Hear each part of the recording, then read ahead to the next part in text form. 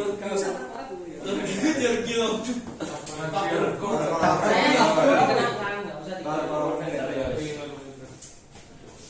warahmatullahi wabarakatuh. Waalaikumsalam warahmatullahi wabarakatuh. Di sini saya dan teman-teman saya ingin menjelaskan sistem cara kerja di turbo converter. Yang pertama adalah pompa dan turbin. Jadi pompa ini adalah yang pertama ini namanya pompa. Ini pompa yang menyatu dengan engine. Dan yang kedua adalah turbin. Turbin ini yang menyatu dengan shaft dari transmisi, yang menyalur ke transmisi. Dan ini yang menyalur ke engine namanya pompa. Dan cara kerjanya ini yang diputar dari engine, dan ini jika ada aliran oli maka aliran oli akan masuk lewati celah-celah ini. Celah-celah ini namanya sudu-sudu. Jadi oli akan masuk ke sini, dari sini akan ditiup ke sini, masuk ke sini dan melewati celah-celah ini dan keluar ke tengah dan disedot lagi melalui disedot oleh pompa, masuk dari sudu-sudu yang sebelah sini dan keluar lagi dan terus berputar seperti itu. Dan contohnya seperti ini, bisa kita ibaratkan pada kipas angin, yang satu ini sebagai turbin, yang satu sebagai pompa. Ya ini. Jadi ketika pompa diputar, maka turbin akan ikut berputar. Seperti ini. Ya. Kalau pompa diam, dia akan ikut berhenti. Dan yang kedua adalah sistem start, akan dijelaskan oleh teman saya. Dari Mas Adit akan menjelaskan dari sistem start ini. Silakan Mas Adit.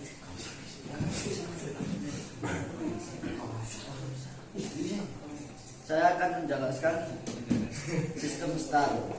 Start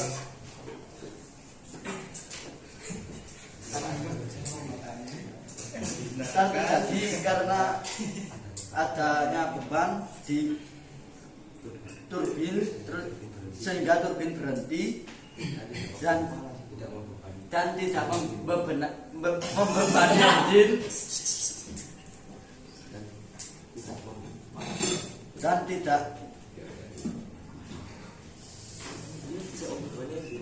dan tidak membebani engine. Terus contohnya di sini. Kalau ini ditekan, terus pompanya berputar dan ini turbinnya berhenti dan tidak ada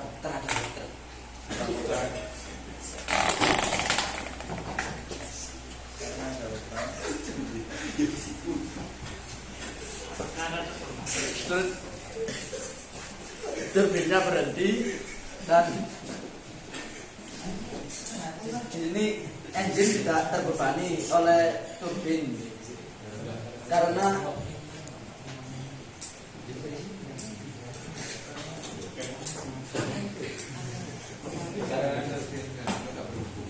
karena turbin dan pompa tidak saling berhubungan, tidak melek.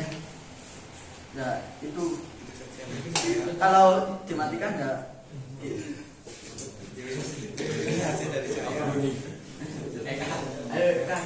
Selanjutnya adalah sistem terjadinya overrunning, dijelaskan oleh Mas Eka. Di sini saya akan menjelaskan tentang sistem overrunning. Sistem overrunning itu terjadi seperti contohnya itu saat unit itu bergerak di jalan turunan, dan ketika di jalan turunan itu kalau unit matic kan tidak bisa mengerem dengan transmisinya. Jadi roda itu ketika di jalan turunan berputar lebih kencang karena jalan turunan itu rodanya berputar lebih kencang. Jadi tenaga dari roda itu kan masuk ke transmisi itu terus menuju ke turbin. Jadi turbin itu akan berputar lebih cepat daripada pompa. Karena roda berputar lebih cepat di jalan turunan tadi. Dan bisa dipraktekkan di kipas ini. contohnya sebagai turbin dan nah ini sebagai apa? Ini sebagai pompanya.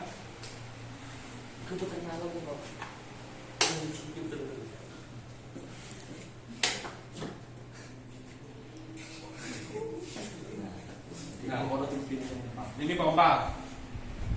Ini turbinnya. Jadi ketika jalan turunan itu kan rodanya berputar lebih kencang. Jadi apa? Ini turbinnya itu berputar lebih kencang daripada pompanya karena di jalan turunan tadi. Jadi ya seperti itu. Terjadinya proses apa? Overloading. Sekian, terima kasih dari saya. Selanjutnya adalah sistem speed ratio akan dijelaskan oleh Mas Femas. Ini akan menjelaskan tentang sedikit speed ratio. Rasio itu terjadi antara putaran pompa lalu meniup putaran turbin. Dari sini turbin itu hanya mengikut putaran dari pompa karena putaran pompa lebih besar dari putaran turbin. Umpamanya gini, putaran pompa itu 1500 rpm dan di sini turbin hanya 1000 rpm, maka dari sini putaran pompa lebih besar dari putaran turbin. Contoh gini, kipas angin, dan di sini dapat kita lihat pompa sudah berputar, di sini turbin belum juga berputar, masih putarannya rendah karena hanya mengikut dari putaran pompa. Sudah cukup sekian dari saya. Yang selanjutnya adalah turboconverter efisiensi. Dari sistem ini terdapat kelebihan dan kekurangannya. Contoh kelebihannya adalah meringankan kerja operator. Jadi operator sebelumnya menggunakan 3 pedal. Yang pertama pedal gas dan rem, yang terakhir adalah clutch. Kalau memakai sistem ini tidak memakai pedal clutch karena ini sistem pengganti sistem clutch. Jadi sistemnya gini. Kekurangannya sistem ini efisiensinya kurang. Jadi engine berjalan itu ketika digas tidak langsung berjalan. Engine ini ya kekurangannya seperti itu. Dan yang kedua kekurangannya boros. Dan yang ketiga harganya dari sistem ini mahal, perawatannya sulit, dan untuk sistemnya juga cukup rumit. Jadi dan yang terakhir ada ini.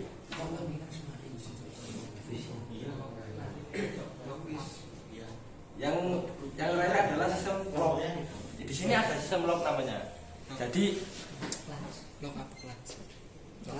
lock up. Jadi sistem lock up. Dari ini putaran crankshaft. Ini adalah yang dari engine. Dan ini memutar bagian pompa. Bagian pompa ke sini. Jadi ini menyatu dengan ini. Jadi turbin berada di dalam pompa ini. Jadi turbin berjalan dengan karena ada aliran dari pompa yang ditiup ke turbin sehingga turbin berputar. Tapi perputaran turbin tidak secepat pompa. Sehingga dibuatlah sistem lock up clutch yang menggunakan clutch seperti ini.